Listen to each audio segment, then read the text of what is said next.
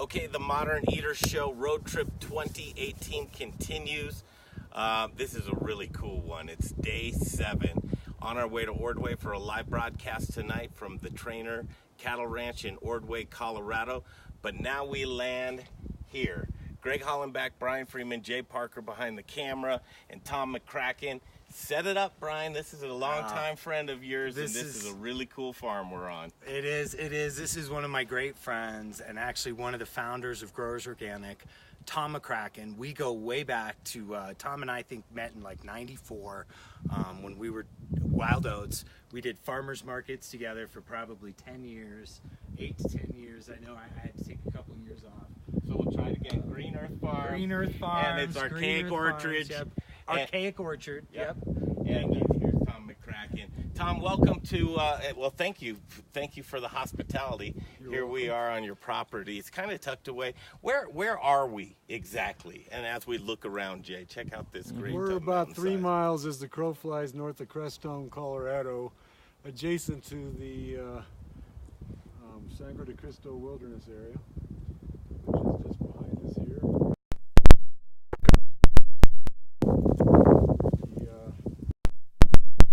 The water comes down the creek, so we have about as pure water as it gets. How many acres are you on, Tom, here? We got a 40-acre parcel, but we've got about 2 acres here that we're cultivating at the moment. And that's with fruit trees, berry trees, and then you also do some greens in the greenhouse and potentially out here? Yep, sure do. We've got strawberries, raspberries, elderberries, mulberries, and then a large variety of fruit trees. Let's pop in this greenhouse. So we're going to do a greenhouse. We're going to do mixed fruits. We're going to do a root cellar. We've got an orchard here as well. And then we're going to just kind of take a loop around here is what we'll do. Okay. Tom, you lead the way into the greenhouse. Follow close behind. That's right.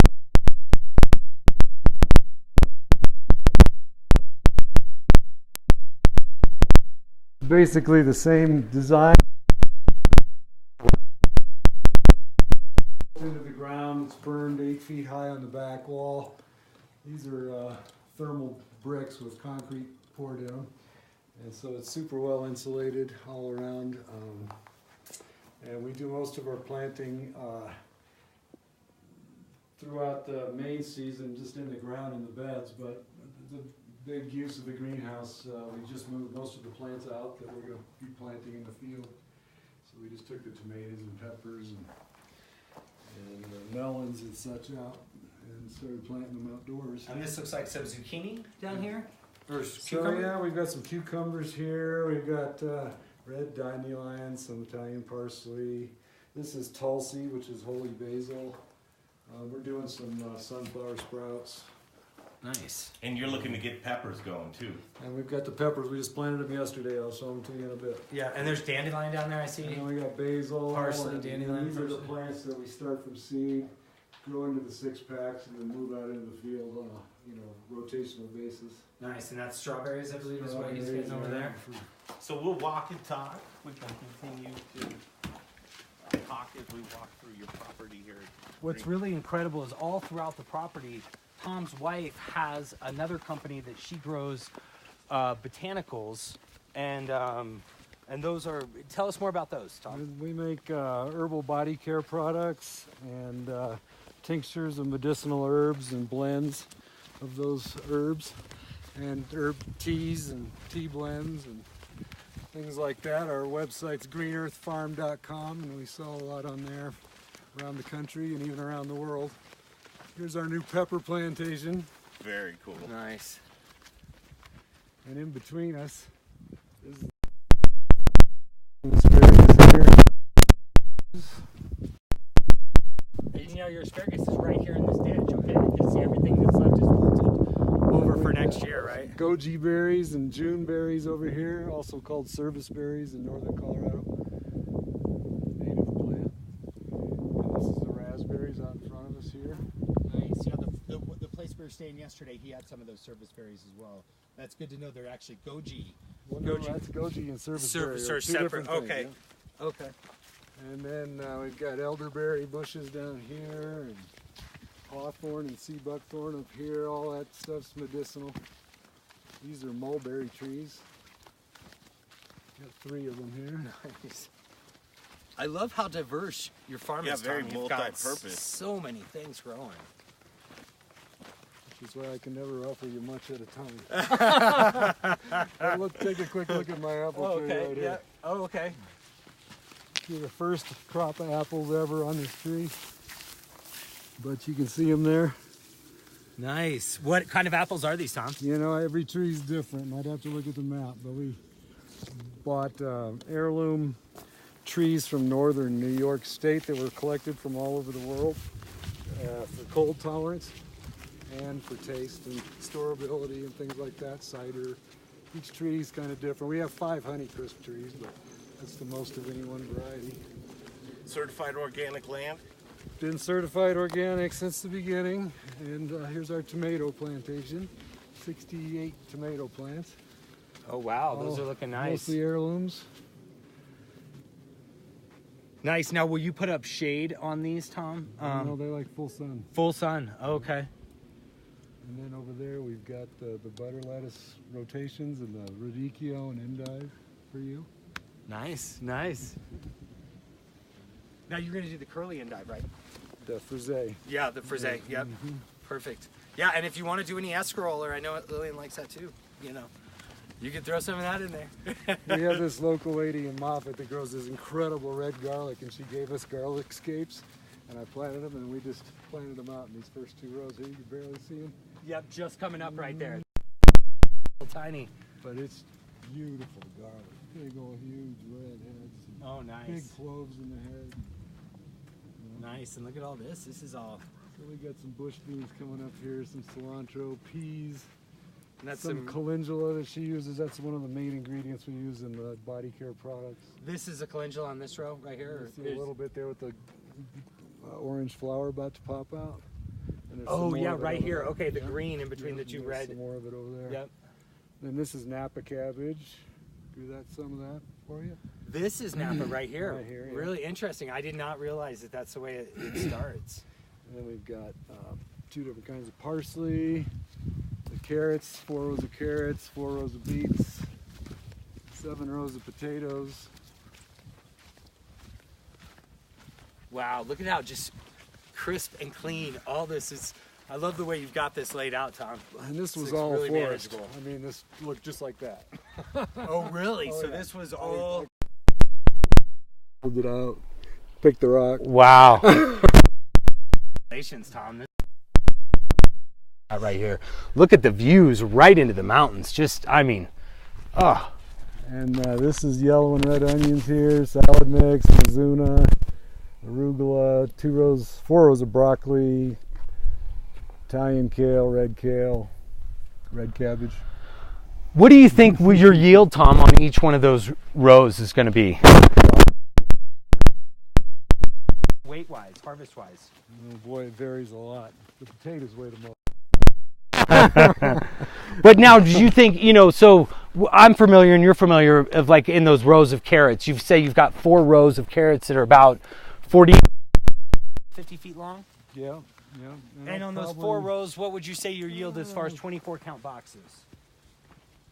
Maybe 20 or 30. 20 or 30, that's amazing. Yeah, you were sharing with us that you're fully off the grid at this point.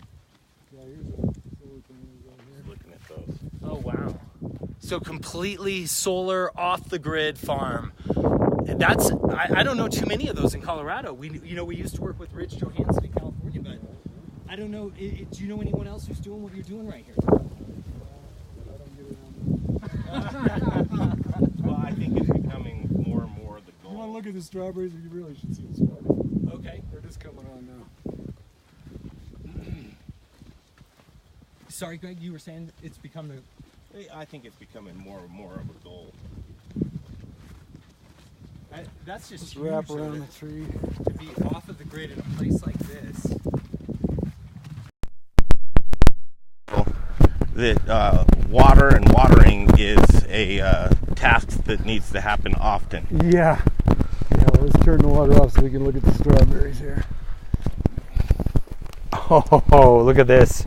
I can see them as we're walking up. Look at this, folks. You guys probably because they're just getting right now.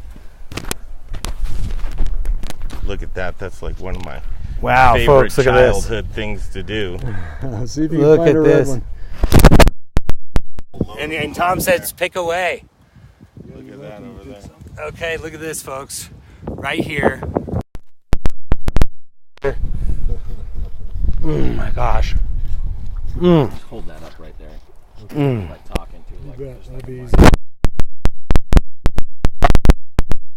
Here you go. Let me get the Is any cameraman. good? Oh, it's got a little white tip on it. Here we go. Oh, look at that. Cameraman, here. There you go. Awesome.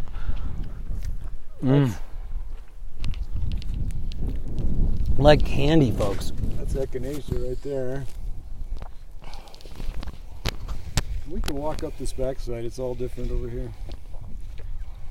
Let's do it. Let's take a walk. Let's keep going. Jay, here you go. I don't want to leave the cameraman out.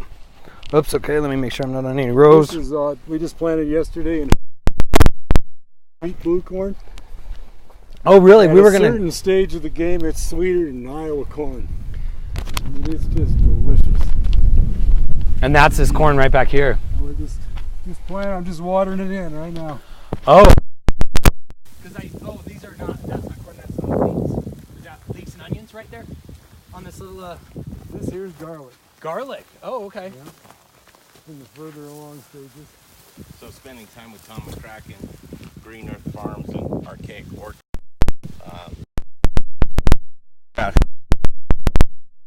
Day 7 of the Modern Eater Show road trip, connecting all of the great food and beverage that we have. Will continue as we...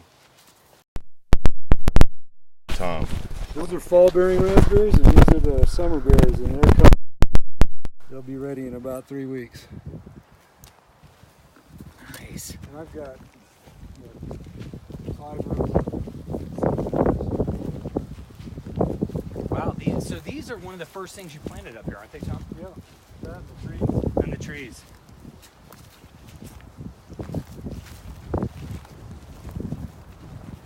Got to see this root cellar. This is pretty special deal. Why don't you tell us a little bit about it as we walk towards it? So we always needed a place to store our crops if they ever got one. So be careful when you step across. This is the asparagus. You can get a shot of one right there. Oh, see that asparagus right there?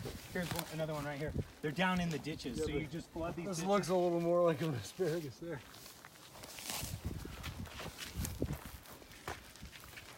And Tom, asparagus takes 3 years, right, to grow? Before you can really harvest it. Harvest it? Yeah. Yeah, keep that in mind as you're eating that tonight.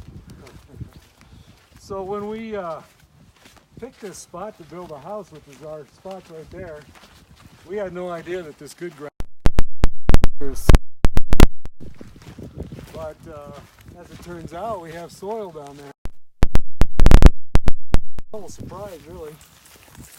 But as we got to digging around, we started finding monos. And monos are the implement the Native Americans used to grind their grain. And the metates that they and stuff. That's really cool. This is the south. Nice. And so it's interesting because, you know, we were just in Palisade where they're starting to pick the first crops of cherries, and you're about at least 3 weeks. weeks behind, which is cool because we'll be getting your cherries a little bit later after their cherries stop. And these are, I've got 4 varieties of plums here. Nice. I'll tell you, so we do need a new prune plum grower in the state. Yeah, prune plum. It is plum though. This is better. Almost like a prune plum, but it's not a round. It's like an almond. Almond, yeah. I've never had one because this is the first year they're going to bear. Wow, so that means that's been here for 3 years or more? 6 years. 6 years. Wow, Tom. Yeah. And these are pears. Let me just try this again. Freeman, you make sure he's got enough cord, because you're holding on to a lot of cord for him. His mic keeps popping off, but I don't know why. Here, it's me. Here, I'll get more for you. Yeah. All right. Okay, so anyway, so we built a root cellar and we didn't know what to do with all the monos we had found here, and so we decided to put them in the wall, and it's right here. Oh wow, I didn't realize we already walked past this root cellar.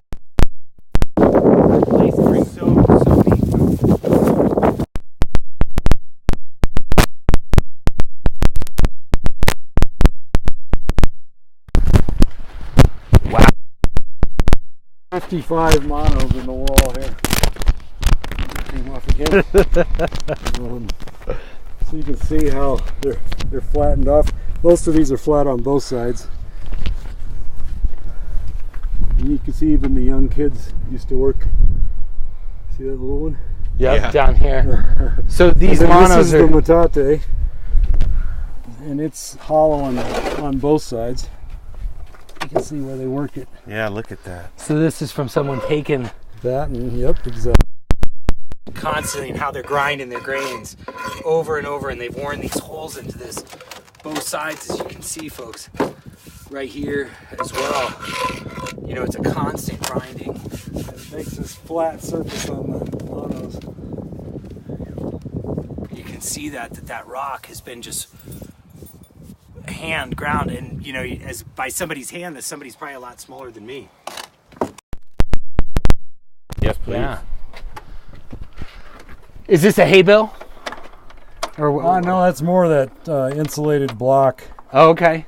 And then we're going to stucco this. It's not quite done. From a turquoise mine that's just north of here on the Sangres. But this is totally buried in the ground. Whoa! Feel the temperature changing here, folks. Isn't that amazing, guys? I wish we had thermostat to show this, but I didn't put one in here yet, but I have one. I gotta believe the temperature's dropped 20 degrees. At least. Yeah. So I'm hoping this will keep our crops cool in the fall and from freezing in the winter. And Wow, Tom. Thank you so much, man. That's I a really great appreciate root cellar. this. okay, now This let's is show you my barn over here. okay. Also, Gotta see the barn. well, it cost me $200,000. I got to show it off. Lock this up, Tom. Yeah, well, you can lock it. You can leave it open. Okay. You can edit this, right? No, wait. It's like the vegetables and Mother Earth rock. So, Tom, how many? Two peach trees here. Look, you Peach. see the so far. And yep, I see the white little fuzz nuts on there. Yep. So when's harvest usually? So we'll be harvesting. I mean, I'm already harvesting asparagus. But I try to stagger the crops. Strawberries just coming up. The 1st of July. Yeah. So you try and keep yourself busy by staggering your crops and when they'll yield. Right, and by having a wide variety, so things are coming on at different times. No need to overwhelm yourself all at once. Well, and it's a much better way to get it to market. Because if you're trying to sell a huge amount all at once, sometimes the marketplace just isn't there for it. Quite the structure you have here, Tom. Is it a fire station? Well, I'm going to be processing our fruit in here. And I'll open the garage door so we get a little light in here.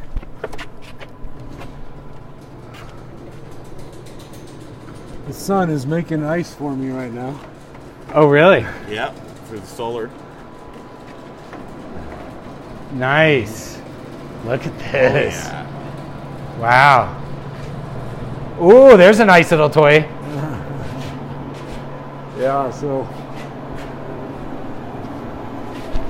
And so here's the man who taught me about flake ice, just so everyone knows. One of the secrets at Growers Organic, Tom McCracken told me how to buy a very expensive flake ice machine, which is very unique. Most people use a shot or a chip ice, and what we use and what I learned from Tom is really preserves the life of produce. This is really a beautiful place, Tom. You've really done a great job up here. And this is his. Yeah, This is a and solar remember, outfit. you know, describe the land when you first acquired it. At what, 6 The years? land, yeah, I mean, it was totally raw, no roads, nothing. Yeah, and there's quite a bit of driving getting back. Most of this construction, the building we built year before last, it's about a year and a half old. And so this will all be storage for the herbs and such in here, and then this is where the manufacturing is going to be, and it'll be our offices and a certified kitchen. Beautiful. Beautiful We're place. gonna put a 3-bowl sink right there. Tom, you amaze me all the time. We walk back in here, and it wasn't it just like we just walked from a farm into a luxury kitchen.